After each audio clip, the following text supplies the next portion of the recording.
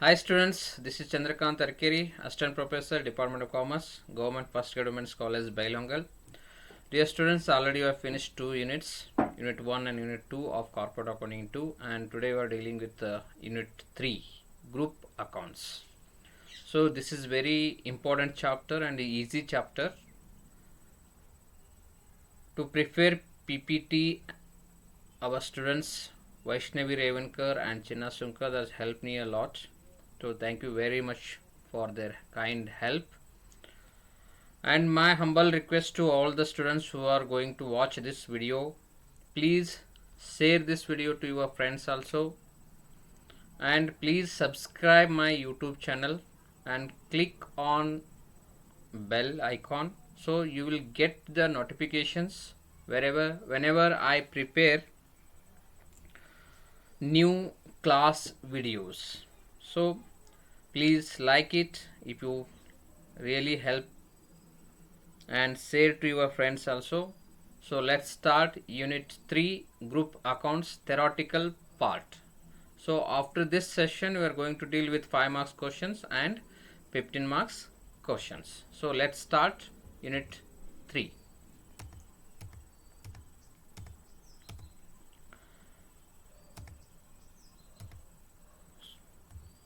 So Unit 3, Group Accounts, meaning, concept of holding and subsidiary companies, calculation of minority interest, adjustment of intercompany transactions, unrealized profit statement, preparation of consolidated balance sheet with one subsidiary company only. So this is the content of the Unit 3, Group Accounts. First of all, we will see the meaning of group accounts. So group accounts relate to a group of companies. As per Accounting Standard 21, a group refers to a parent holding and all its subsidiaries. Group accounts means preparation and presentation of consolidated financial statements of a group that is holding and subsidiary company. Holding company, a holding company is one which directly or indirectly acquired the controlling in full or to the extent of majority, that is more than 50%. So illi group accounts nalli there is a two concept. One is holding company and another one is subsidiary company. Illi ನಿಮಗೆ ಸಂಬಂಧಪಟ್ಟಂತೆ ನಿಮ್ಮ ಸಿಲೆಬಸ್ಗೆ ಸಂಬಂಧಪಟ್ಟಂತೆ ಒಂದು holding company ಇರುತ್ತೆ, ಅದಕ್ಕೆ ಇನ್ನೊಂದು subsidiary company ಅಂತ ಇರುತ್ತೆ. ಸೊ ಆನ್ ದ್ಯಾಟ್ ಬೇಸಿಸ್ ಎರಡು ಹೋಲ್ಡಿಂಗ್ ಕಂಪ್ನಿ ಮತ್ತು ಸಬ್ಸಿಡರಿ ಕಂಪ್ನಿಯ P&L ಅಕೌಂಟ್ ಬ್ಯಾಲೆನ್ಸ್ ಶೀಟ್ ತಗೊಂಡು ನಾವು ಕನ್ಸಾಲಿಡೇಟೆಡ್ ಬ್ಯಾಲೆನ್ಸ್ ಶೀಟನ್ನು ಪ್ರಿಪೇರ್ ಮಾಡ್ತೀವಿ. ಸೊ ಇಲ್ಲಿ ಹೋಲ್ಡಿಂಗ್ ಕಂಪ್ನಿ ಅಂದ್ರೆ ಏನು ಮತ್ತು ಸಬ್ಸಿಡರಿ ಕಂಪ್ನಿ ಅನ್ನೋದು ಏನು ಅಂತ ಮೀನಿಂಗ್ ನಾವು ಚೆನ್ನಾಗಿ ಅರ್ಥ ಮಾಡ್ಕೋಬೇಕು.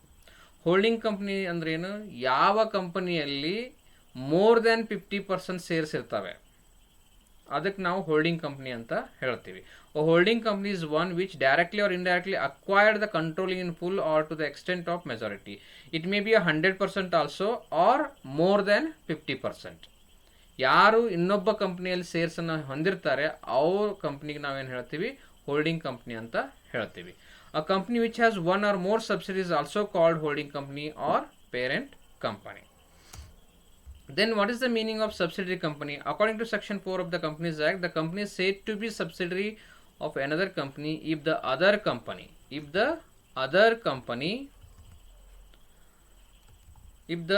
company controls the composition of its board of directors, holds more than half of the nominal value of equity shares capital. It is a subsidiary of any company which is the subsidiary of that other company. So board of directors control ಇನ್ನೊಂದು company ಕಡೆ ಇರಬೇಕು. ಆಮೇಲೆ more than 50% ಇನ್ನೊಂದು company hold ಮಾಡಿರಬೇಕು. ಮತ್ತು ಇನ್ನೊಂದು ಕಂಪ್ನಿಗೆ ಅದು ಸಬ್ಸಿಡರಿ ಇತ್ತು ಅಂದರೂ ಕೂಡ ಅದಕ್ಕೆ ನಾವು ಸಬ್ಸಿಡರಿ ಕಂಪ್ನಿ ಅಂತ ಹೇಳ್ತೀವಿ. ಸೊ ಇಲ್ಲಿ ಒಂದು ಹೋಲ್ಡಿಂಗ್ ಕಂಪ್ನಿ ಯಾವ ಕಂಪನಿಯಲ್ಲಿ ಮೋರ್ ದ್ಯಾನ್ 50% ಇರ್ತಾವೆ, ಯಾರು ಅಕ್ವೈರ್ ಮಾಡ್ಕೊಂಡಿರ್ತಾರ ಅದಕ್ಕೆ ನಾವು ಹೋಲ್ಡಿಂಗ್ ಕಂಪ್ನಿ ಅಂತ ಹೇಳ್ತೀವಿ. ಸಬ್ಸಿಡರಿ ಕಂಪ್ನಿ ಅಂತಂದ್ರೆ ಯಾವ ಕಂಪ್ನಿ ತನ್ನ ಶೇರ್ಸನ್ನು ಇನ್ನೊಂದು ಕಂಪ್ನಿಯಲ್ಲಿ 51%ಗಿಂತ ಹೆಚ್ಚು ಯಾರು ಹೋಲ್ಡ್ ಮಾಡ್ಕೊಂಡಿರ್ತಾರ ಅವರಿಗೆ ಈ ಕಂಪ್ನಿ ಸಬ್ಸಿಡರಿ ಕಂಪ್ನಿ ಅಂತ ನಾವು ಹೇಳ್ತೀವಿ. ಓಕೆ, ಇದನ್ನು ಎಕ್ಸಾಂಪಲ್ ಸಮೇತ ನಾವು ಮತ್ತೆ ನೆಕ್ಸ್ಟ್ ಸ್ಲೈಡ್ನಲ್ಲಿ ಡಿಸ್ಕಷನ್ನ ಮಾಡೋಣ. ಟೈಪ್ಸ್ ಆಫ್ ಸಬ್ಸಿಡರಿ ಕಂಪ್ನೀಸ್, ಒಂದು ಹೋಲಿ ಓನ್ ಸಬ್ಸಿಡರಿ ಇರುತ್ತೆ, ಇನ್ನೊಂದು ಪಾರ್ಟ್ಲಿ ಓನ್ ಸಬ್ಸಿಡರಿ ಇರುತ್ತೆ. ಹೋಲಿ ಓನ್ ಸಬ್ಸಿಡರಿ ಅಂತಂದ್ರೆ wholly own subsidiary is one in which all the shares that is 100% are owned by holding company. So that subsidiary company hundreds, if that subsidiary company having 100 shares, that all 100 shares is acquired by the holding company, ಅದಕ್ಕೆ ನಾವು wholly owned subsidiary ಅಂತ ಹೇಳ್ತೀವಿ. Then partly owned subsidiary, the partly owned subsidiary is one which more than half of shares owned by holding company. In simple terms, a group is a parent and all its subsidiaries. So partly owned company, for example 100 shares ಇರ್ತಾವೆ, ಅದರಲ್ಲಿ holding company shares 75 ಇರ್ಬೋದು ಅಥವಾ more than 50 ಇರ್ಬೋದು. Remaining ಬೇರೆಯವ್ರದ್ದು shares ಇತ್ತು ಅಂತಂದ್ರೆ ಅದಕ್ಕೆ ನಾವು partly own subsidiary ಅಂತ ಹೇಳ್ತೀವಿ. So for example I will tell you students, Tata ಕಂಪ್ನಿಯಲ್ಲಿ ನಾವು ಸೇರ್ದಾರಿದ್ರೂ ಕೂಡ ಟಾಟಾ ಕಂಪ್ನಿ ಅಲ್ಲಿ ಮೋರ್ ದೆನ್ 51%, ಈಗ ಟಾಟಾ ಮೋಟರ್ ಕಂಪ್ನಿ ಇದೆ, ಟಾಟಾ ಮೋಟರ್ ಕಂಪ್ನಿಯಲ್ಲಿ ಮೋರ್ ದೆನ್ 51% ಟಾಟಾ ಗ್ರೂಪದ್ದು ಸೇರಿಸಿದ್ದಾವೆ. ಉಳಿದು 49 ಏನು ಪರ್ಸೆಂಟೇಜ್ ಇದಾವಲ್ಲ ಅದು ಬೇರೆ ಬೇರೆ ವ್ಯಕ್ತಿಗಳಲ್ಲಿ ಶೇರ್ಸ್ಗಳನ್ನ ಹಂಚೋಗಿದ್ದಾರೆ. ಸೊ ಕಂಟ್ರೋಲಿಂಗ್ ಅಥಾರಿಟಿ ಯಾರಿಗಿದೆ? ಟಾಟಾ ಗ್ರೂಪಿಗಿದೆ. ಅದಕ್ಕೆ ನಾವೇನು ಹೇಳ್ತೀವಿ? Tata motor is the subsidiary of Tata group. ಅದೇ ರೀತಿ ರಿಲಯನ್ಸ್ ಜಿಯೋ ಇದೆ, ಅದೇ ರೀತಿ ಆದಿತ್ಯ ಬಿರ್ಲಾ ಗ್ರೂಪದ್ದು ಇಂಡಾಲ್ಕೋ ಕಂಪ್ನಿ ಇದೆ, ಪೀಟರ್ ಇಂಗ್ಲೆಂಡ್ ಕ್ಲಾತ್ ಇದೆ, ಆಮೇಲೆ ಅದಾನಿ ಗ್ರೂಪ್ದು ಅದಾನಿ ಪವರ್ ಇದೆ, ಅದಾನಿ ಎಂಟರ್ಪ್ರೈಸಸ್ ಅಂತ ಇದೆ. So many companies are there. ಅವ್ರದ್ದು ಹೋಲ್ಡಿಂಗ್ ಮೋರ್ ದೆನ್ 51% ಮೇನ್ ಕಂಪ್ನಿಯಲ್ಲಿ ಇರುತ್ತೆ. ಅದಕ್ಕೆ ನಾವು ಹೋಲ್ಡಿಂಗ್ ಕಂಪ್ನಿ ಅಂತೀವಿ, ಇನ್ನೊಂದಕ್ಕೆ ನಾವು ಸಬ್ಸಿಡರಿ ಕಂಪ್ನಿ ಅಂತ ಹೇಳ್ತೀವಿ. Important documents to be attached to balance sheet of holding company. So ನಾವು ಕನ್ಸಾಲಿಡೇಟೆಡ್ ಬ್ಯಾಲೆನ್ಸ್ ಶೀಟ್ ಮಾಡುವಾಗ ಅದಕ್ಕೆ ನಾವು ಇಂಪಾರ್ಟೆಂಟ್ ಡಾಕ್ಯುಮೆಂಟ್ಸನ್ನು ಅಟ್ಯಾಚ್ ಮಾಡಬೇಕಾಗತ್ತೆ. ಸೊ ಆ copy of balance sheet of subsidiary company balance ಶೀಟನ್ನು ನಾವು ಅಟ್ಯಾಚ್ ಮಾಡಬೇಕಾಗತ್ತೆ for a proof. Then a copy of its P&L account, subsidiary ಕಂಪ್ನಿದು P&L ಅಕೌಂಟ್ನು ಅಟ್ಯಾಚ್ ಮಾಡಬೇಕಾಗತ್ತೆ. A copy of report of its board of directors, subsidiary ಕಂಪ್ನಿದು board of directors ಯಾರ್ಯಾರು ಇದ್ದಾರೆ ಅಂತೇಳಿ ಅದ್ರದ್ದು ಕಾಪಿಯನ್ನು ಕನ್ಸಾಲಿಡೇಟೆಡ್ ಬ್ಯಾಲೆನ್ಸ್ ಶೀಟ್ ಜೊತೆ ಹಚ್ಚಬೇಕಾಗತ್ತೆ. ಡಾಕ್ಯುಮೆಂಟ್ ಅಕೌಂಟ್ ಇಯರ್ ಚೇಂಜ್ಡ್, ಈ ಪೆನ್ನಿ ಇದು ಇರಲ್ಲ, ಏನಾದರೂ ಚೇಂಜಸ್ ಇತ್ತು ಅಂತಂದ್ರೆ ಅದನ್ನು ಕೂಡ ನೀವು ಅಟ್ಯಾಚ್ ಮಾಡಬೇಕು. A copy of reports of its auditors, subsidiary company auditors ಯಾರು ಅದಾರ ಅಂಥೇಳಿ ಅದನ್ನು ಕೂಡ ನೀವು ಅಟ್ಯಾಚ್ ಮಾಡಬೇಕು. These are the 5 important documents which has to be attached with the balance sheet of holding company. Next, these are important concepts, meaning of important terms used in the holding company account. So ಇದರ base ಇಟ್ಕೊಂಡ್ರೆ ನಾವು ಪ್ರಾಬ್ಲಮ್ಸ್ನಲ್ಲಿ ಡಿಸ್ಕಷನನ್ನು ಮಾಡ್ತೀವಿ. ಈ 16 ಪಾಯಿಂಟ್ಸನ್ನು ನೀವು ಚೆನ್ನಾಗಿ ಅರ್ಥ ಮಾಡ್ಕೋಬೇಕು. ಇದು ನೀವು ಥೆರಾಟಿಕಲ್ ಪಾರ್ಟ್ ಇದೆ ರೀ ಸರ್ ನಮಗೆ ಬೇಡ ಅಂತಂದ್ರೆ while discussing the solutions of the problems, then it has become a difficult task for you all the students. So please read carefully, make a note for this 16 points. Then while solving the problems, again you will discuss these points. First, cost of acquisition of shares. ಇದು ಏನಪ್ಪ concept? It is the amount of shares purchase by holding company in its subsidiary company. ಇದು ಭಾಳ important concept. ಅಂದರೆ subsidiary ಕಂಪ್ನಿಯಲ್ಲಿ holding company ಎಷ್ಟು ಶೇರ್ಸ್ಗಳನ್ನು acquire ಮಾಡ್ಕೊಂಡೈತಿ ಅದಕ್ಕೆ ನಾವು cost of acquisition of shares ಅಂತ ಹೇಳ್ತೀವಿ. Then pre acquisition profits, capital profits and pre acquisition loss, capital loss. This is also very very important. ಇದನ್ನು ನಾವು ಆಲ್ರೆಡಿ ಯೂನಿಟ್ 12 ಡಿಸ್ಕಷನ್ ಮಾಡಿದ್ವಿ. ಪ್ರಾಫಿಟ್ ಪ್ರಯರ್ ಟು ಇನ್ಕಾರ್ಪೊರೇಷನಲ್ಲಿ ಡಿಸ್ಕಷನ್ ಮಾಡಿದ್ವಿ. Pre acquisition profits ಅಂತಂದರೆ ಅದು capital profit ಅಂತ treat ಮಾಡ್ಬೇಕು ನಾವು. Pre acquisition loss ಇತ್ತು ಅಂತಂದ್ರೆ ಅದನ್ನ ಕ್ಯಾಪಿಟಲ್ ಲಾಸ್ ಅಂತೇಳಿ ನಾವು ಟ್ರೀಟ್ ಮಾಡ್ಬೇಕು. ಅಂದರೆ ಇನ್ಕಾರ್ಪೊರೇಷನ್ ಆಗಿತ್ತ ಮುಂಚೆ, that means holding company is going to acquire the subsidiary company shares in one particular date. ಆ ಡೇಟ್ಗಿಂತ ಮುಂಚಿತವಾಗಿರೋದು ಪ್ರೀ ಅಕ್ವಿಷನ್ ಪ್ರಾಫಿಟ್ಸು ಅಥವಾ ಪ್ರೀ ಅಕ್ವಿಷನ್ ಲಾಸ್ ಇರುತ್ತೆ, ಅದನ್ನು ಕ್ಯಾಪಿಟಲ್ ಪ್ರಾಫಿಟ್ಸ್ ಅಂತ ಟ್ರೀಟ್ ಮಾಡಬೇಕು. ಸೊ ಈ ಚಾಪ್ಟರ್ನಲ್ಲಿ you are going to discuss the first unit concept, profit prior to ಇನ್ಕಾರ್ಪೊರೇಷನ್ನು, ಪ್ರೀ ಆ್ಯಂಡ್ ಪೋಸ್ಟನ್ನು ಈ ಚಾಪ್ಟರ್ನಲ್ಲಿ ನಾವು ಡಿಸ್ಕಷನ್ ಮಾಡ್ತೀವಿ.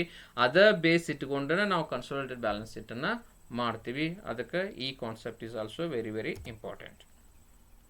ಅದೇ ರೀತಿ ಪೋಸ್ಟ್ ಅಕ್ವಿಷನ್ ಪ್ರಾಫಿಟ್ಸು, ನಂತರ post acquisition loss. So this will be treated as a revenue profits as you discussed in unit 1. If you are not watched my unit 10 videos that already uploaded in YouTube channel, so you go and watch that videos also, that will definitely help you students. Then intercompany elimination and adjustments. Intercompany elimination means the elimination of the amount payable by holding company to subsidiary company or vice versa, including the elimination of unrealized profits. So ಏನಾದರೂ holding company ಮತ್ತು subsidiary company transactions ಆಗಿದ್ದು ಅಂತಂದ್ರೆ ಅದನ್ನು ಎಲಿಮಿನೇಷನ್ಸ್ ಮಾಡ್ಬೋದು ಅಥವಾ adjustment ಮಾಡ್ಬೋದು. ಇದು ಕಾನ್ಸೆಪ್ಟನ್ನು ನಾವು ಪ್ರಾಬ್ಲಮ್ಸ್ ಹೇಳುವಾಗ ಮತ್ತೆ ಡಿಸ್ಕಷನನ್ನು ಮಾಡೋಣ. ಸೊ ಏನಾದರೂ ಅಡ್ಜಸ್ಟ್ಮೆಂಟ್ ಇತ್ತು ಅಂತಂದ್ರೆ ಆವಾಗ ಅದನ್ನು ಅಡ್ಜಸ್ಟ್ಮೆಂಟ್ ಮಾಡಿ ನಾವು ಬ್ಯಾಲೆನ್ಸ್ ಶೀಟನ್ನು ರೆಡಿ ಮಾಡ್ತೀವಿ. Then inter company debtors and creditors. So ಇಲ್ಲೇನಾಗುತ್ತೆ, sometimes holding company may be a debtor to a subsidiary company or subsidiary company may be a creditors to holding company. So if any transactions ಏನಾಗುತ್ತೆ, holding ಕಂಪ್ನಿಗೆ subsidiary company ಮಟೀರಿಯಲ್ನ supply ಮಾಡ್ಬೋದು ಅಥವಾ holding company subsidiary ಕಂಪ್ನಿಗೆ ಮಟೀರಿಯಲ್ನ supply ಮಾಡ್ಬೋದು. ಅಂಥ ಸಂದರ್ಭದಲ್ಲಿ there will be a debtors and there will be a creditors. ಒಬ್ಬರು creditors ಆಗ್ತಾರೆ. ಒಂದು ಹೋಲ್ಡಿಂಗ್ ಕಂಪ್ನಿಯಲ್ಲಿ ಡೆಟರ್ಸ್ ಇತ್ತು ಅಂತಂದ್ರೆ ಆ ಹೋಲ್ಡಿಂಗ್ ಕಂಪ್ನಿ ಇದು ಸಬ್ಸಿಡರಿ ಕಂಪ್ನಿಯಲ್ಲಿ ಕ್ರೆಡಿಟರ್ಸ್ ಅಂತ ಇರುತ್ತೆ. ಸೊ ಅಲ್ಲಿ ನಾವು ಒಂದಿಷ್ಟು ಅಡ್ಜಸ್ಟ್ಮೆಂಟನ್ನು ಮಾಡ್ತೀವಿ. ಅದನ್ನು ನೀವು ಪ್ರಾಬ್ಲಮ್ ಹೇಳುವಾಗ ನಾನು with example I am going to explain. Then intercompany loans and advances. If any intercompany loans and advances will be there, that has to be adjusted in the consolidated balance sheet. It is the amount of loans and advances due by one company to another on the date of preparation of consolidated balance sheet. Next, intercompany debentures. When debentures issued by holding company to subsidiary company or vice versa may be due on date of preparation of consolidated balance sheet, these are called intercompany debentures. So holding company debentures subsidiary ಕಡೆ ಇರ್ಬೋದು ಅಥವಾ subsidiary company debentures holding company ಕಡೆ ಇರ್ಬೋದು. ಅಂಥ ಸಂದರ್ಭಗಳಲ್ಲಿ ಕೂಡ ನಾವು ಕೆಲವೊಂದಿಷ್ಟು ಅಡ್ಜಸ್ಟ್ಮೆಂಟನ್ನು ಮಾಡಬೇಕಾಗತ್ತೆ. So this is also very very important concept. Then inter company bills. So bills payable, bills receivable concept ಬರುತ್ತೆ ಅಲ್ಲಿನೂ ಕೂಡ. So if holding company has issued the bills receivable to holding company, that time holding company books of ಅಕೌಂಟ್ನಲ್ಲಿ bills receivable ಅಂತ ಇರುತ್ತೆ. So then subsidiary company ಒಳಗೆ bills payable ಅಂತ ಇರುತ್ತೆ. So that also you are going to adjust while preparing the consolidated balance sheet. So these are very very important concepts. Then unrealized profits. This is very very important and this will appear in all the 15 marks questions. Unrealized profits ಅಂದ್ರೆ ಏನಪ್ಪ? The question of unrealized profit arises when one company sells goods to another company. For example, holding company ಒಂದಿಷ್ಟು ಮಟೀರಿಯಲನ್ನು subsidiary ಕಂಪ್ನಿಗೆ supply ಮಾಡಿರುತ್ತೆ, ಅವರು sales ಮಾಡ್ತಿರ್ತಾರೆ. So if any stock remains with subsidiary company, so ಅದು subsidiary ಕಂಪ್ನಿಗೂ profit ಅಲ್ಲ, holding ಕಂಪ್ನಿಗೂ profit ಅಲ್ಲ. ಆವಾಗ ನಾವೇನು ಮಾಡ್ತೀವಿ, if any stock remains with the subsidiary company. For example ನಾನು ಹೇಳ್ಬೋದು, ಈಗ ಹೋಲ್ಡಿಂಗ್ ಕಂಪ್ನಿ 100 ಪೆನ್ಸನ್ನು ಸಬ್ಸಿಡರಿ ಕಂಪ್ನಿಗೆ ಕಳಿಸಿರ್ತೈತೆ, 10,000 ರೂಪಾಯಿ ಕಳಿಸಿರ್ತೈತೆ ಅಂತ ಹೇಳಿರಿ. ಸೊ ಅಂಥ ಸಂದರ್ಭದಲ್ಲಿ ಏನಾಗುತ್ತೆ, 100 ಪೆನ್ನಲ್ಲಿ ಅವ್ರು ಬರೀ 80 ಪೆನ್ ಸೇಲ್ ಮಾಡ್ತಾರೆ. ಆವಾಗ 20 pence remains with the subsidiary company.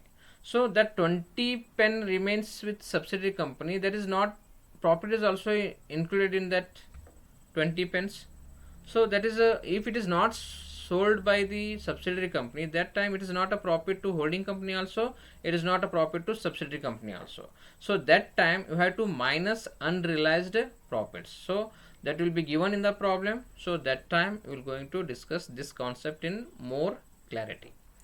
Then any dividend received, when holding company receives dividend from subsidiary company or vice versa, proper adjustment should be made. ಏನಾದರೂ ಡಿವಿಡೆಂಡ್ ಈಗ ಹೋಲ್ಡಿಂಗ್ ಕಂಪ್ನಿ ಅವ್ರು ಅವ್ರಿಗೆ ಕೊಟ್ಟರು ಅಥವಾ ಅವ್ರು ಇವ್ರಿಗೆ ಕೊಟ್ಟರು ಅಂತಂದ್ರೆ that adjustment we have to make in all preparing a balance sheet.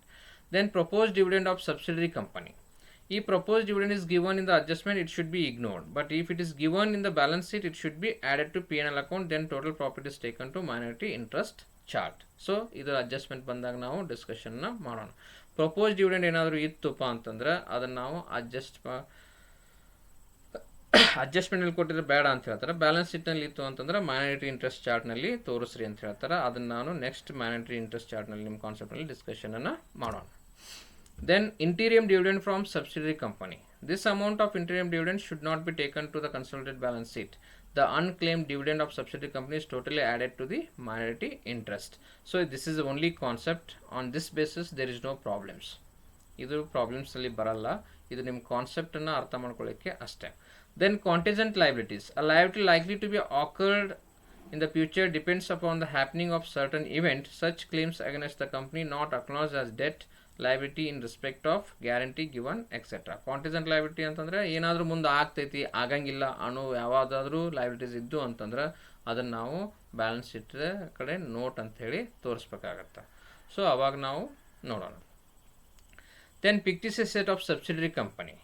Fixed assets like preliminary expenses, discount on issue of shares, underwriting commission given in the balance sheet of subsidiary company, they must be deducted from pre-acquisition profits and reserves.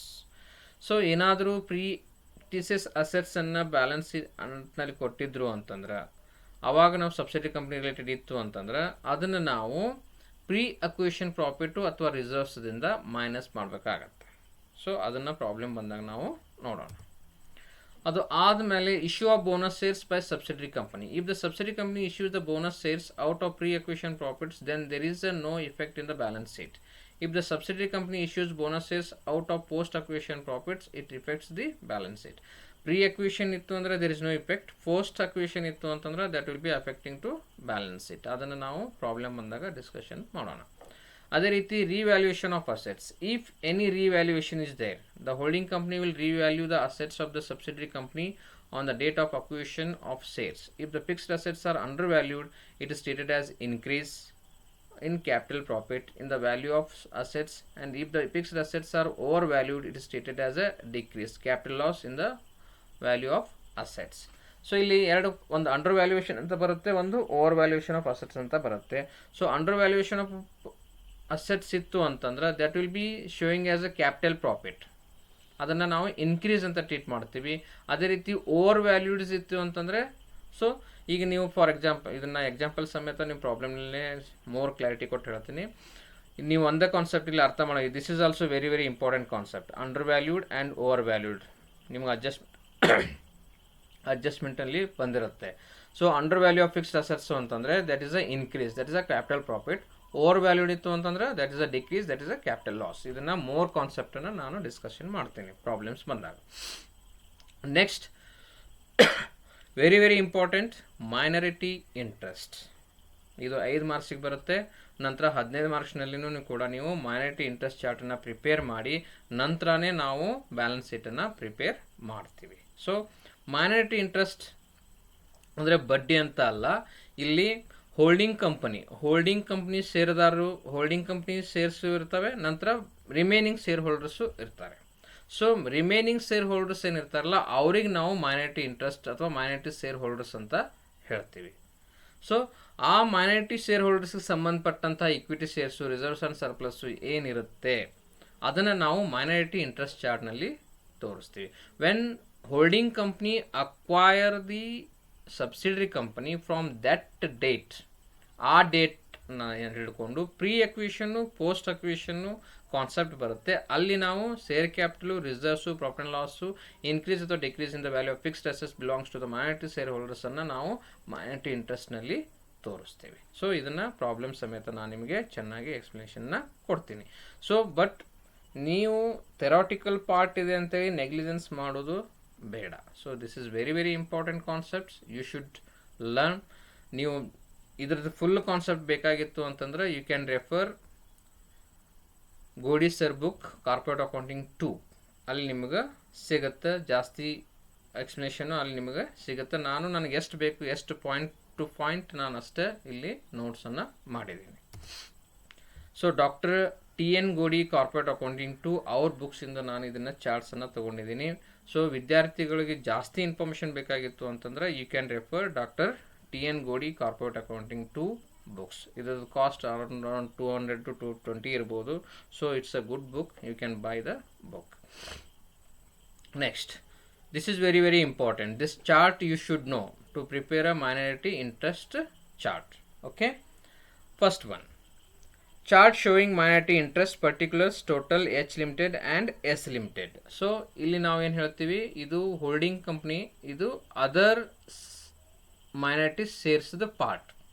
So ಇಲ್ಲಿ ನಾವು share capital in the ratio of share acquired. So ಎಷ್ಟು ಶೇರ್ಸನ್ನು acquire ಮಾಡಿರ್ತಾರೆ, ಸಬ್ಸಿಡಿರಿ ಕಂಪ್ನಿದು share ಕ್ಯಾಪಿಟಲನ್ನು ತೊಗೊಂಡು ನಾವು ಇಲ್ಲಿ ಅವ್ರ ಶೇರ್ ರೇಷಿಯೋಸ್ ಏನಿರ್ತೈತಿ ಅದನ್ನು ಹಂಚ್ತೀವಿ. ಅಂದರೆ ಇದು ಮೈನಾರಿಟಿ ಶೇರ್ ಹೋಲ್ಡರ್ಸ್ದು ಎಷ್ಟು ಪಾರ್ಟ್ ಇದೆ, ನಂತರ ಹೋಲ್ಡಿಂಗ್ ಕಂಪ್ನಿದು ಎಷ್ಟಿದೆ ಇನ್ ಸಬ್ಸಿಡಿರಿ ಕಂಪ್ನಿ. ಇದನ್ನು ಪ್ರಾಬ್ಲಮ್ ಸಮೇತ ನಾನು ಹೇಳ್ತೀನಿ. ನಂತರ ರಿಸರ್ವ್ಸ್, ಅದೇ ರೀತಿ ಪ್ರೀ ಅಕ್ವಿಷನ್ ರಿಸರ್ವ್ ಅಂತ ಒಂದು ಬರುತ್ತೆ, ಪೋಸ್ಟ್ ಅಕ್ವಿಷನ್ ರಿಸರ್ವ್ ಅಂತ ಬರುತ್ತೆ. ಅದನ್ನು ಟೈಮ್ ಪೀರಿಯಡ್ ಅಥವಾ ರೇಷಿಯೋಸ್ ಕೊಟ್ಟಿರ್ತಾರೆ, ಅದ್ರ ಪ್ರಕಾರ ನಾವು ಹೆಂಗೆ ನೀವು ಪ್ರಾಫಿಟ್ ಇನ್ಕಾರ್ಪೊರೇಷನ್ ಒಳಗೆ ನಾವೇನು ಹಂಚ್ತಿದ್ದೀವಲ್ಲ ಅದೇ ರೀತಿ ನಾವು ಇಲ್ಲಿನೂ ಹಂಚ್ತೀವಿ. ಅದೇ ರೀತಿ ಪ್ರಾಫಿಟ್ ಆ್ಯಂಡ್ ಲಾಸ್ ಅಕೌಂಟ್ ಸರ್ಪ್ಲಸ್ನಲ್ಲಿ pre acquisition profit post acquisition profit ಅಂತ ಬರುತ್ತೆ, ಅದನ್ನು ಕೂಡ ನಾವು ಅವ್ರು ಹೇಳಿದ ರೇಷಿಯೋ ಪ್ರಕಾರ ಹಂಚ್ತೀವಿ. ಅದೇ ರೀತಿ increase in the value of fixed assets, increase in the value of fixed assets ಇತ್ತು ಅಂತಂದ್ರೆ ಅದನ್ನು ನಾವಿಲ್ಲಿ ಹಂಚ್ತೀವಿ. ನಂತರ less profit and loss account loss ಏನಾದರೂ ಇತ್ತಂದ್ರೆ ಪ್ರೀ ಅಕ್ವಿಷನ್ ಲಾಸನ್ನು ಮೈನಸ್ ಮಾಡ್ತೀವಿ. ಅದೇ ರೀತಿ profit and loss account post acquisition loss ಇತ್ತಂದ್ರೆ ಅದನ್ನು ಮೈನಸ್ ಮಾಡ್ತೀವಿ. So less decrease in the value of fixed assets. ಇಲ್ಲಿ increase in value of fixed assets ಇತ್ತು ಅಂತಂದ್ರೆ ಆ್ಯಡ್ ಮಾಡ್ತೀವಿ, decrease in the value of fixed assets ಇತ್ತು ಅಂತಂದ್ರೆ ನಾವು ಮೈನಸ್ ಮಾಡ್ತೀವಿ. ಈ ಚಾರ್ಟು ನೀವು ಒಂದ್ಸಲ ಬೈ ಹಾರ್ಟ್ ಹಾಕೋದು ಬೆಟರ್, ಅಥವಾ if you practising more problems then you will understand this chart. So this chart is very very important for 5 marks also and 15 marks also. So simple concept to increase in the value of fixed assets ಇತ್ತು ಅಂತಂದ್ರೆ ನೀವು minority chart ನಲ್ಲಿ add ಮಾಡಬೇಕು. ನಂತರ decrease in the value of fixed assets ಇತ್ತು ಅಂತಂದ್ರೆ ಅದನ್ನ ನೀವು ಲೆಸ್ ಮಾಡಿ ಏನು ಬರುತ್ತೆ ಅದನ್ನು ಮೈನಾರಿಟಿ ಇಂಟ್ರೆಸ್ಟ್ ಅಂತ ನಾವು ತೋರಿಸ್ತೀವಿ. ಈ ಮೈನಾರಿಟಿ ಇಂಟ್ರೆಸ್ಟನ್ನು ರಿಸರ್ವ್ಸ್ ಆ್ಯಂಡ್ ಸರ್ಪ್ಲಸ್ ಕೆಳಗಡೆ ನಾವು ಬ್ಯಾಲೆನ್ಸ್ ಶೀಟ್ನಲ್ಲಿ ತೋರಿಸ್ತೀವಿ. Then only your balance will get tally. Okay, ಅಂದರೆ ಸಬ್ಸಿಡರಿ ಕಂಪನಿಯಲ್ಲಿ ಹೋಲ್ಡಿಂಗ್ ಕಂಪ್ನಿದೆಷ್ಟು ಉಳಿದ ಷೇರ್ದಾರರದ್ದು ಎಷ್ಟು ಅಂತ ತೋರಿಸೋದೇನಿರ್ತದಲ್ಲ ಅದಕ್ಕೆ ನಾವು ಚಾರ್ಟ್ ಶೋಯಿಂಗ್ ಮೈನಾರಿಟಿ ಇಂಟ್ರೆಸ್ಟ್ ಅಂತ ಹೇಳ್ತೀವಿ. ಓಕೆ, ನೆಕ್ಸ್ಟ್ ಇನ್ನು format procedure of preparing consolidated balance sheet. Same balance sheet ನೀವು ಯಾವ ರೀತಿ ಮಾಡಿದ್ದೀರಿ ಅದೇ ರೀತಿ ಬರುತ್ತೆ. ಇಲ್ಲಿ ಒಂದು ಡಿಫ್ರೆನ್ಸ್ ಏನು ಬರುತ್ತೆ ಅಂದರೆ ಎಚ್ ಲಿಮಿಟೆಡ್ ಮತ್ತು ಎಸ್ ಲಿಮಿಟೆಡ್ ಎರಡೂ ಕಂಬೈನ್ ಮಾಡಿ ನಾವು ಮಾಡ್ಕೋತಾ ಹೋಗ್ತೀವಿ. So this is the format as you already learn. Only one difference ಏನಪ್ಪ ಅಂತಂದರೆ minority interest as per chart ಅನ್ನೋದೊಂದು ಕಾನ್ಸೆಪ್ಟ್ ಬರುತ್ತೆ ಇಲ್ಲಿ. So equity and liabilities, shareholders fund, share capital, reserves and surplus, then minority ಇಂಟ್ರೆಸ್ಟನ್ನು ಇಲ್ಲಿ ತೋರಿಸ್ಬೇಕಾಗುತ್ತೆ. Then non current liabilities, then current liabilities, trade payables, short term borrowings, other current liabilities. ಅದೇ ರೀತಿ ಅಸೆಟ್ಸ್ನಲ್ಲಿ non current assets, tangible, intangible, non current investments, current assets, inventories, trade receivable, cash in cash equivalents. So I am going fast because this concept you already discussed in many chapters. So ಅದೇ ರೀತಿ detail notes of balance sheet ಬರುತ್ತೆ. Share capital note 1, then reserves and surplus. ಇಲ್ಲಿ ಸ್ವಲ್ಪ ನಾನು stop ಮಾಡಿ ಡಿಸ್ಕಷನನ್ನು ಮಾಡ್ತೀನಿ. So ಇಲ್ಲಿ ಶೇರ್ ಕ್ಯಾಪಿಟಲ್ನಲ್ಲಿ ಓನ್ಲಿ ಹೋಲ್ಡಿಂಗ್ ಕಂಪ್ನಿ ಶೇರ್ಸನ್ನು ನಾವು ಮಾತ್ರ ಕನ್ಸಿಡರ್ ಮಾಡ್ತೀವಿ. ಅದೇ ರೀತಿ ರಿಸರ್ವ್ಸ್ ಆ್ಯಂಡ್ ಸರ್ಪ್ಲಸ್ನಲ್ಲಿ capital reserve as per working note ಏನಾದರೂ ಇತ್ತು ಅಂತಂದ್ರೆ ಅದನ್ನು ತೊಗೊಳ್ತೀವಿ. ನಂತರ ಜನರಲ್ ರಿಸರ್ವ್ ಏನಾದರೂ ಇತ್ತು ಅಂತ ತೊಗೊಳ್ತೀವಿ. Then add post acquisition reserve H limited ಅವ್ರದ್ದು ಏನಾದರೂ ಇದ್ದರೆ ಆ್ಯಡ್ ಮಾಡ್ತೀವಿ. Surplus credit balance of P and L account, profit and loss account of H limited, add post acquisition profit less unrealised ಪ್ರಾಫಿಟನ್ನು ಇದನ್ನೇ ನಾವು ಡಿಸ್ಕಷನ್ ಮಾಡಿದ್ದೀವಲ್ಲ ಆ ರೀತಿ ನಾವು ಲೆಸ್ ಮಾಡಿ ತೋರಿಸ್ತೀವಿ. ಸೊ ಇದು ಭಾಳ ಇಂಪಾರ್ಟೆಂಟ್ ಇದೆ. ಇದ್ರ ಬಗ್ಗೆ ನೀವು ಸ್ವಲ್ಪ ಜಾಸ್ತಿ ಕಾಳಜಿಯನ್ನು ವಹಿಸ್ರಿ. ಇದ್ರ ಮೇಲೆ ಅಡ್ಜಸ್ಟ್ಮೆಂಟ್ ಭಾಳ ಬರ್ತಾವೆ. ನಂತರ non current liabilities, long term borrowings, H limited and S limited ಅವ್ರಿಗೆ ಸಂಬಂಧಪಟ್ಟಿದ್ದಲ್ಲಿ ತೊಗೊಳ್ತೀವಿ. ನಂತರ ಲೆಸ್ ಇಂಟರ್ ಕಂಪ್ನಿ ಬಾರೋವಿಂಗ್ಸ್ ಏನಾದರೂ ಇದ್ದು ಅಂತಂದ್ರೆ ಅದನ್ನು ನಾವು ಮೈನಸ್ ಮಾಡ್ತೀವಿ.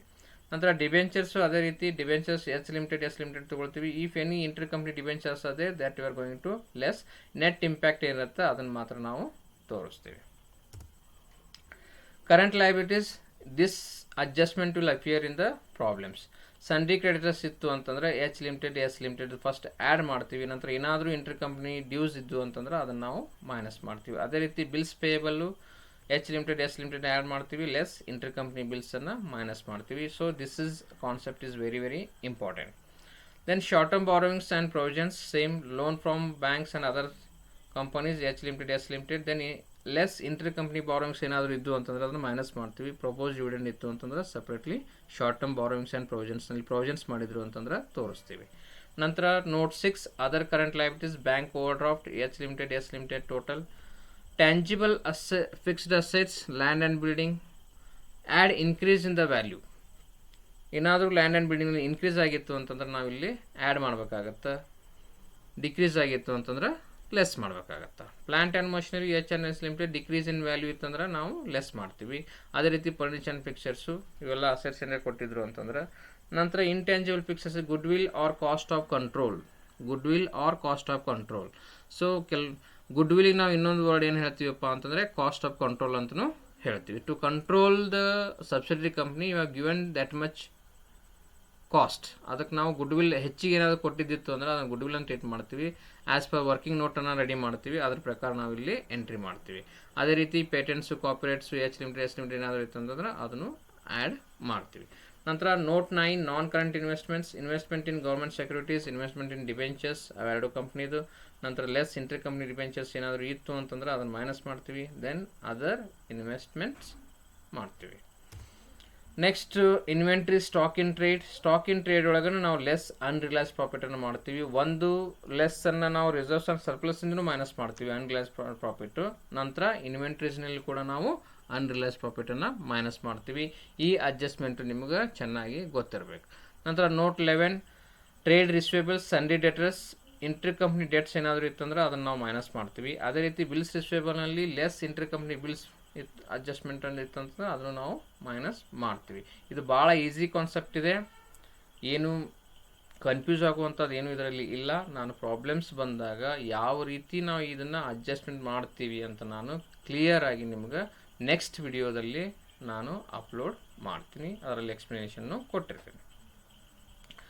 ನಂತರ note 2 cash and cash equivalents, cash in hand H limited S limited, cash with banks H limited S limited. ಅಂದರೆ ನಾವು ಇಲ್ಲಿ ಏನು ಮಾಡ್ತಾ ಇದ್ದೀವಿ, ಎಚ್ ಮತ್ತು ಎಸ್ ಲಿಮಿಟೆಡನ್ನು ಕೂಡಿಸಿ ಒಂದು ಕನ್ಸೋಲಿಡೇಟೆಡ್ ಬ್ಯಾಲೆನ್ಸ್ ಶೀಟನ್ನು ರೆಡಿ ಮಾಡ್ತಾ ಇದ್ದೀವಿ. ನಾವೇನು ಮಾಡ್ತಾ ಇದ್ದೀವಿ, ಒಂದು ಎಚ್ ಲಿಮಿಟೆಡ್ಡು ಒಂದು ಎಸ್ ಲಿಮಿಟೆಡನ್ನು ಕೂಡಿಸಿ ನಾವು ಒಂದು ಬ್ಯಾಲೆನ್ಸ್ ಶೀಟನ್ನು, ಕನ್ಸೋಲಿಡೇಟೆಡ್ ಬ್ಯಾಲೆನ್ಸ್ ಶೀಟನ್ನು ನಾವು ರೆಡಿ ಮಾಡ್ತಾ ಇದ್ದೀವಿ. So this is very very important. Working notes, ಇಲ್ಲಿ ಒಂದು 2-3 ವರ್ಕಿಂಗ್ ನೋಟ್ಸ್ ಬರ್ತವೆ, ಅದು ನಿಮ್ಗೆ ಪ್ರಾಬ್ಲಮ್ಸ್ನಲ್ಲಿ ಮಾಡಲಿಕ್ಕೆ ಬರಬೇಕು. ಇದನ್ನು ನೀವು ಸ್ವಲ್ಪ ಪ್ರಾಕ್ಟೀಸ್ ಮಾಡೋದು better. Calculation of capital reserve, pre-acquisition reserve portion of H limited, pre-acquisition profit portion of H limited, increase in value of fixed asset portion of H limited. H limited ಸಂಬಂಧಪಟ್ಟಿದ್ದಂದರೆ ಎಸ್ ಲಿಮಿಟೆಡ್ನಲ್ಲಿ subsidiary ಕಂಪ್ನಿಯಲ್ಲಿ H limited portion ಏನಾದರೂ ಇರುತ್ತಲ್ಲ ಅದನ್ನು ನಾವು ಇಲ್ಲಿ ತಂದು add ಮಾಡ್ತೀವಿ. Less pre acquisition loss portion of H limited, ಏನಾದರೂ ಲಾಸ್ ಇತ್ತು ಅಂತಂದ್ರೆ ಅದನ್ನು ಮೈನಸ್ ಮಾಡ್ತೀವಿ. ನಂತರ less decrease in value of fixed ಅಸ್ ಪೋರ್ಷನ್ ಇತ್ತು ಅಂತಂದ್ರೆ ಅದನ್ನು ಕೂಡ ಮೈನಸ್ ಮಾಡ್ತೀವಿ. So you are calculating the total capital reserve. ನಾವು ಫಸ್ಟ್ ಟೋಟಲ್ ಕ್ಯಾಪಿಟಲ್ ರಿಸರ್ವ್ ಕಂಡುಹಿಡಿತೀವಿ. ನಂತರ working on to calculation of cost of control or goodwill ಅನ್ನು ಯಾವ ರೀತಿ ಕಂಡುಹಿಡಿತೀವಿ, cost of acquisition of shares less nominal of shares acquired. ಇದನ್ನು profit private incorporation ಕಾನ್ಸೆಪ್ಟನ್ನು discussion ಮಾಡಿದ್ದೀವಿ. ಅದೇ ರೀತಿ ಏನು ಬ್ಯಾಲೆನ್ಸ್ ಬರುತ್ತಾ ಅದು ಗುಡ್ವಿಲ್ ಅಂತ ಹೇಳ್ತೀವಿ. ಅದಕ್ಕೆ ನಿಮ್ಮದು ಆ್ಯಡ್ ಎಕ್ಸಿಸ್ಟಿಂಗ್ ಗುಡ್ವಿಲ್ ಏನಾದರೂ ಇತ್ತು ಅಂತಂದ್ರೆ ಅದನ್ನು ಆ್ಯಡ್ ಮಾಡ್ತೀವಿ, ಉಳಿದಿದ್ದ ಟೋಟಲ್ ಗುಡ್ವಿಲ್. ಇದು ಆದಮೇಲೆ it should be noted that as per the principles of holding company accounts, we should show either goodwill, cost of control or capital reserve in the consolidated balance sheet, but not both. So ಇಲ್ಲಿ ಏನಾಗುತ್ತೆ, principal holding company accounts ಪ್ರಕಾರ ಒಂದು ಗುಡ್ವಿಲ್ಲರೇ ತೋರಿಸ್ಬೇಕು ನೀವು balance ಶೀಟ್ನಲ್ಲಿ, ಅಥವಾ capital ರಿಸರ್ವರೇ ತೋರಿಸ್ಬೇಕು. ಎರಡೂ ತೋರಿಸ್ಲಿಕ್ಕೆ ಬರಲ್ಲ. ಸೊ ಎರಡೂ ಇದ್ದು ಅಂತಂದ್ರೆ ನಾವು ಅದನ್ನು ಗುಡ್ವಿಲ್ ಜೊತೆ ಅಡ್ಜಸ್ಟ್ಮೆಂಟ್ ಮಾಡಿ, ಗುಡ್ವಿಲ್ ಹೆಚ್ಚಾಯಿತು ಅಂತಂದ್ರೆ ಗುಡ್ವಿಲ್ ಅಂತ ತೋರಿಸ್ತೀವಿ, ಅಥವಾ ಗುಡ್ವಿಲ್ ಏನು ಇದ್ದಿಲ್ಲ ಅಂತ ಕ್ಯಾಪಿಟಲ್ ರಿಸರ್ವ್ ಅಂತೇಳಿ ನಾವು ತೋರಿಸ್ತೀವಿ. ಇದು ಪ್ರಾಬ್ಲಮ್ಸ್ ಬಂದಾಗ ನಾವು ಡಿಸ್ಕಷನನ್ನು again we are going to discuss. Therefore, net amount of capital reserve, goodwill, cost of control to be taken to the balance sheet as shown below.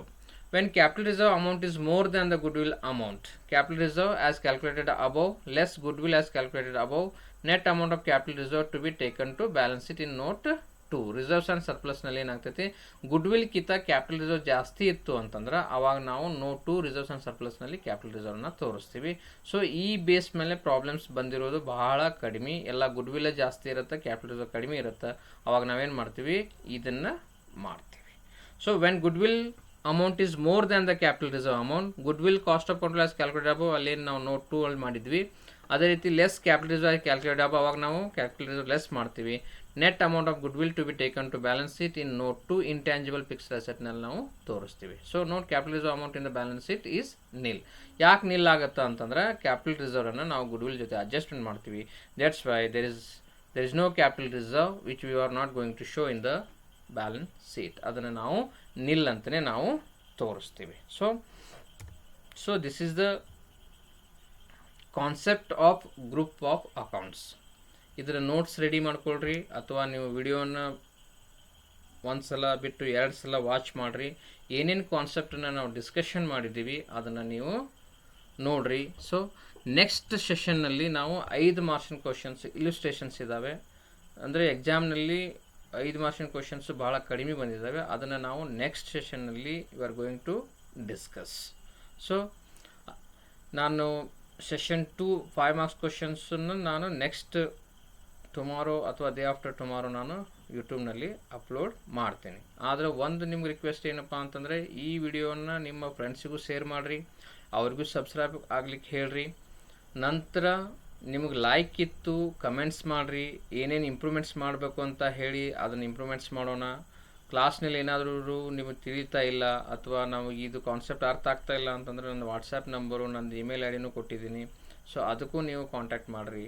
So all the best. May be your exam will get start from 19th September. ಅದಕ್ಕೆ ನೀವು ಇವತ್ತಿನಿಂದನೇ ನೀವು ನಿಮ್ಮ ಸ್ಟಡಿಯನ್ನು start ಮಾಡಿರಿ. ನಾನು 10ನೇ ತಾರೀಕಿನ ಒಳಗಾಗಿ ಎಲ್ಲ videos complete ಮಾಡಲಿಕ್ಕೆ I am going to try. I will try my level best to complete all the 5 minutes videos and that I am going to upload in the YouTube channel. So ನೀವು ಬಹಳಷ್ಟು ವಿದ್ಯಾರ್ಥಿಗಳು question paper ಬಿಡಿಸಿ ಹಾಕ್ರಿ ಅಂತ ಹೇಳ್ತಾ ಇದ್ದೀರಿ. So 5 ಯೂನಿಟ್ನಲ್ಲಿ ನಾನು questions ಪೇಪರ್ದು ಕ್ವಶನ್ಸನ್ನೇ ಬಿಡಿಸಿದ್ದೀನಿ. ಸೊ ಸಪ್ರೇಟಾಗಿ ನೋಡೋಣ. I will try to solve that also. But ನಿಮಗೆ ಎಲ್ಲ 5 ಯೂನಿಟ್ದು ಕ್ವಶನ್ಸು ಯಾವ್ಯಾವ ಕ್ವಶನ್ ಪೇಪರ್ 5 ವರ್ಷದ ಕ್ವಶನ್ ಪೇಪರ್ಸನ್ನು ಬಿಡಿಸಿದ್ದೀವಿ ನಾವು. ಅಲ್ಲಿ ಯಾವ ಕ್ವಶನ್ಸ್ ಬಂದಿದ್ದಾವೆ ಎಲ್ಲರೂ ಯೂನಿಟ್ಸ್ ವೈಸ್ ಪ್ರಕಾರ ಸಪ್ರೇಟ್ಲಿ ಯೂಟ್ಯೂಬ್ನಲ್ಲಿ ಅಪ್ಲೋಡ್ ಮಾಡ್ತಾ ಇದ್ದೀವಿ. ಸೊ ಕ್ವಶನ್ ಪೇಪರ್ನು ನಾನು ಟ್ರೈ ಮಾಡ್ತೀನಿ, ಆದರೆ I am not going to assure for that. Okay, thank you.